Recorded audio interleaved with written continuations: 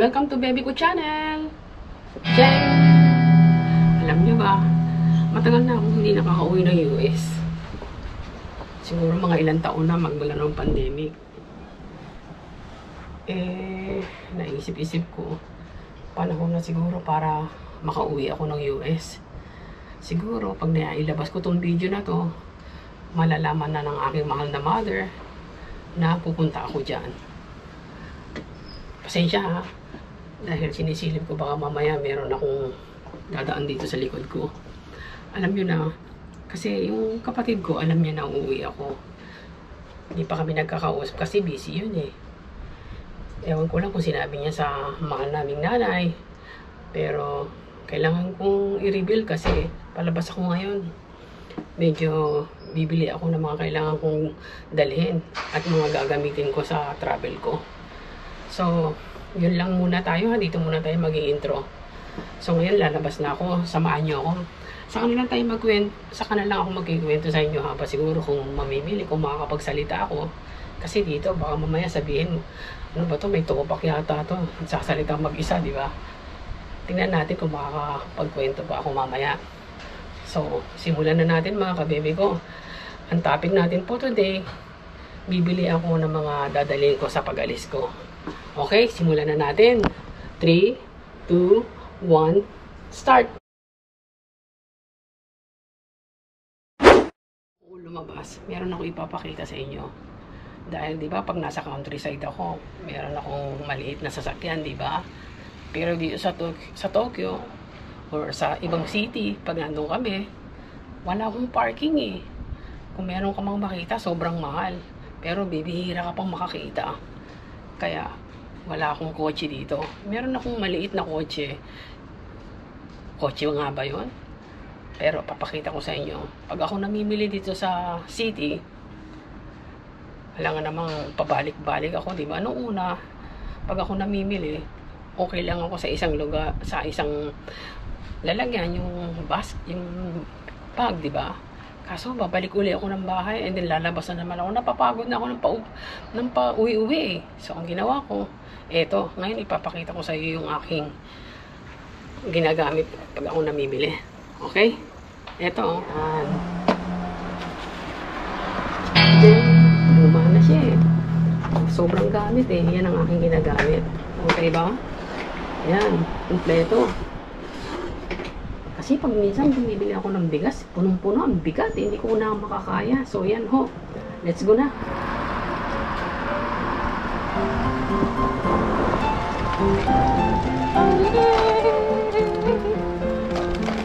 Sabi niya, kailangan na natin mag-mask.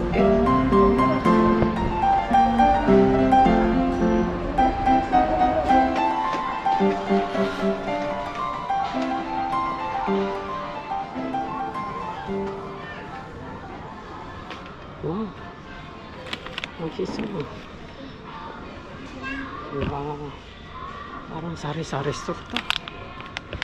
Okay ba?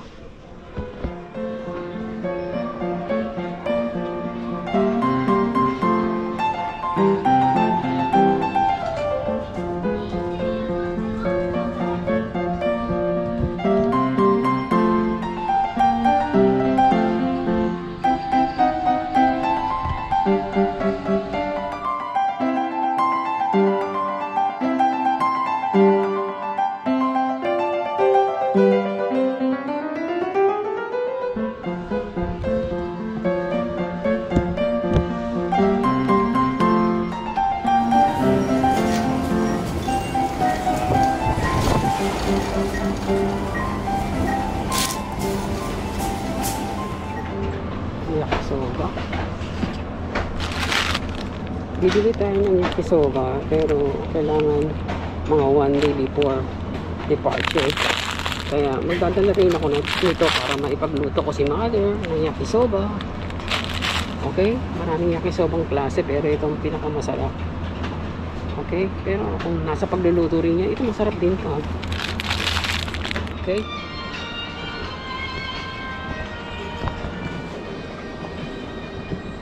Rami. Ang problema, walang paglalagyan. Kaya, wow, So, ang problema ay ang paglalagyan dahil limited lang ang ating bagay. Parang gusto ko itong magdala. Pagluluto ko kaya sila nito. Bili ako nito. Bili tayo. Okay? Dahil apat sila. Gawa tayo nito. Okay?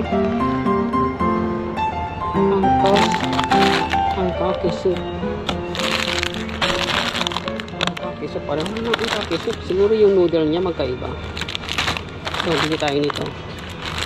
Baka mamaya magsisi tayo. Hindi natin nabili. Bili na nga tayo. Yan. Bili tayo niya na sa Amerika. Ito ang pinaka-original na cup noodle dito sa Japan. Okay. Bago ito. Ano ito?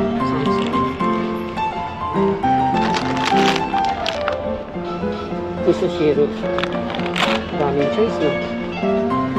Pipilay nyo ba ito? Yan. Meron pa lang ito. Masarap na yung meron pa ng additional na recipe sa bahay mo. Bili tayo nito. Uwi natin sa US, okay? Patitikman ko sila nito. Okay? Kore. Ito naman. Ang pinaka-main nito is cabbage. Ito ay bell pepper. So, bibili tayo nito. Ito. Saka itong mabutogo. Favorite to ng favorite nila to eh. Magdadala tayo nito. Okay? Yes. Pero masarap to. Paborito ko to eh. Okay? Magdadala tayo nito para patikman ko sila nito. Okay?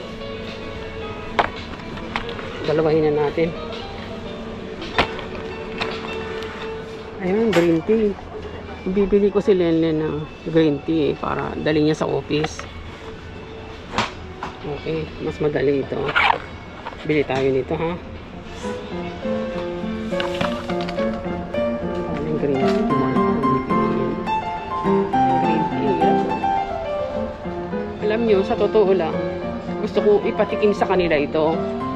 Lahat ng klase ng ramen. Kaya lang ho, ang problema ay mahigpit ho ngayon ang traveling mga rules ngayon dito sa airport. Hindi katulad noon, pwede minsan pakiusapan ngayon, mahigpit talaga. Alam nyo ba yung extra luggage? $400. Naku, ano ba yon? Parang bumili ng gold na ramen. Kaya, habang pinanonood nyo itong video na ito, pasensya na kayo ha. Pero I try my best na makapag-uwi ng konti sa abot na makakaya ko na pwedeng ikasya sa bagahe, okay? Sayang eh, no? Tingnan nyo, oh. Dami, oh. Pakita ko sa inyo, ha? Jeng. Daming ramen, di ba? Lahat yan, ramen. Saka sa kabila, ramen din. Tingnan nyo.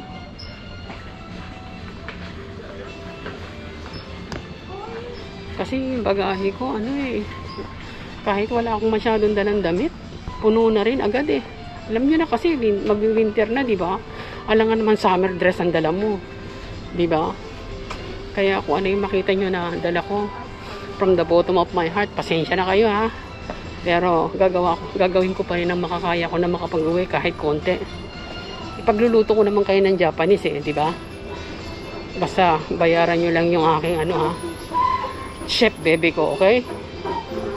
Chef! Punta naman tayo sa curry. Okay?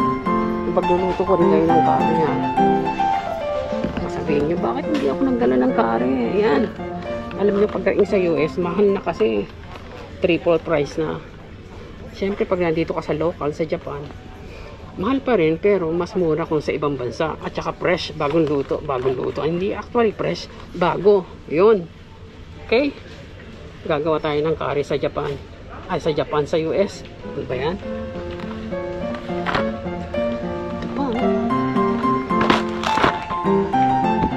Ito pa, Dito lang pa lang sa mga ingredients, puno na yung aking mabigat na yung bagahe ko.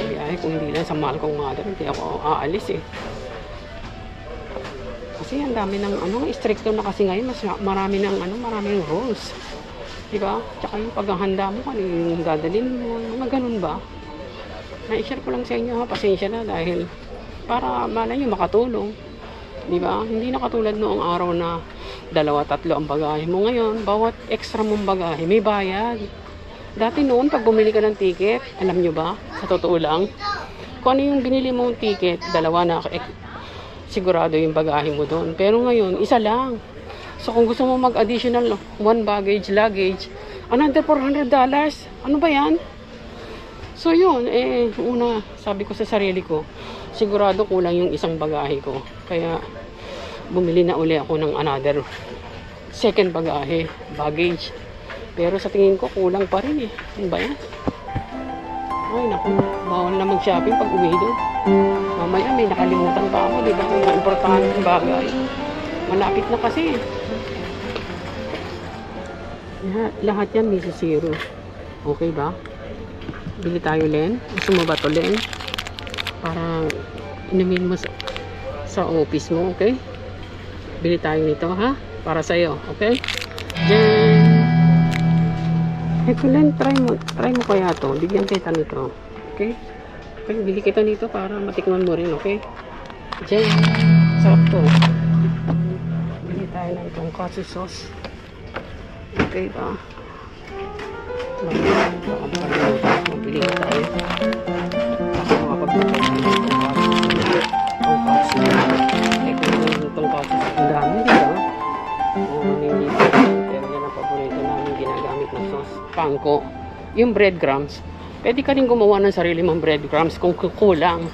Pero ako, bumibili na ako ng breadcrumbs. Sinisingit ko sa bagahe ko para talagang Japanese ang lasa. Okay? Eto, pakita ko sa inyo. Ang daming pagpipilian. Ito, meron din ganito. Pero ito ang bilhin natin. Okay? Baka kulang.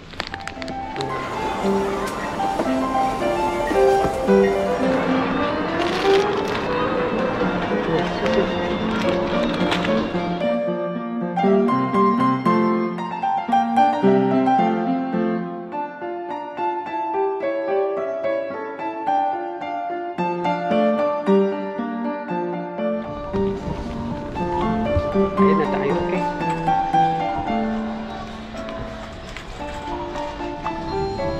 Yes, tayo. Mamaya lalabas uli ako.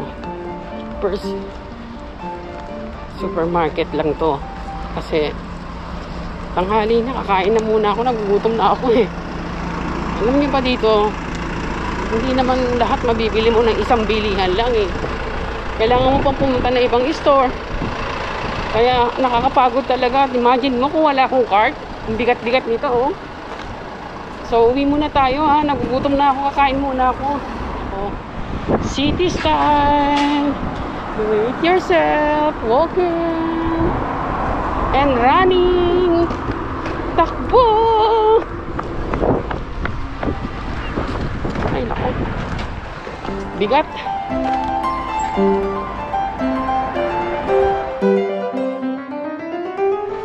Pangalawang labas ko na to, ha. Kumain na ako. Pero may tanong ako. Ano ang nagbago? Jejeng! Sa suot ko. Meron ba? Jejeng! Ang sagot is Jeng! My cup. Yun lang. Kala mo kung ano yung sagot eh, no? Nagpalit lang ako ng hat, ng cup. Pwede na rin yun, di ba? Hindi na ako nagpalit ng dress. Alam niyo ba kung saan ako pupunta today? Meron kasi akong nagustuhan chocolate. Doon sa pupuntahan ko ngayon. Hindi ako nakapunta kahapon. Meron akong appointment. So today, yun ang bala kong puntahan. Kaya dala ko pa rin itong aking magic bag. Kasi hindi naman natin alam kung saan ako makakarating, kung anong mabibili ko, diba? Kung wala, it's okay. Pero kung meron, baka magsisi pa ako, bakit mabigat na yung dala ko, diba? So, eto na ngayon ako, papunta na ako sa station. Malapit na ako, sige. Samahan niyo ako, ha. Nandito na ako sa hinahanap kong chocolate. Meron, swerte, okay?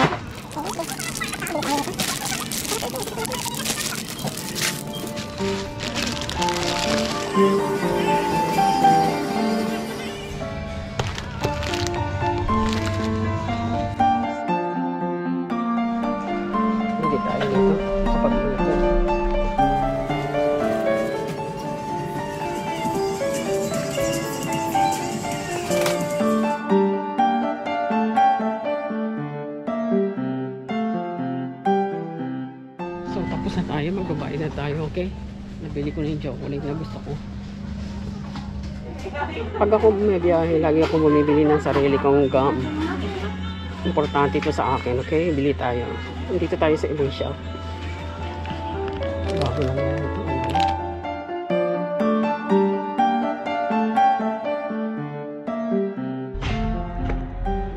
Basta tayo. Uwi na tayo, okay? Nabili ko naman halos lahat ng mga pasalubong ko eh. Dahil in advance ko na paunti-unti. Yung mga pahabol lang, okay? So, mga kabibig ko, pauwi na ako. Ginabi na ako, madilim na. Kasi, syempre, sinama ko na rin yung aking walking exercise. So, thank you for watching, mga kabibig ko. Bye! Sayonara! Tanoshimi! チャンネル見てください。じゃあねー。Don't forget to subscribe, like, and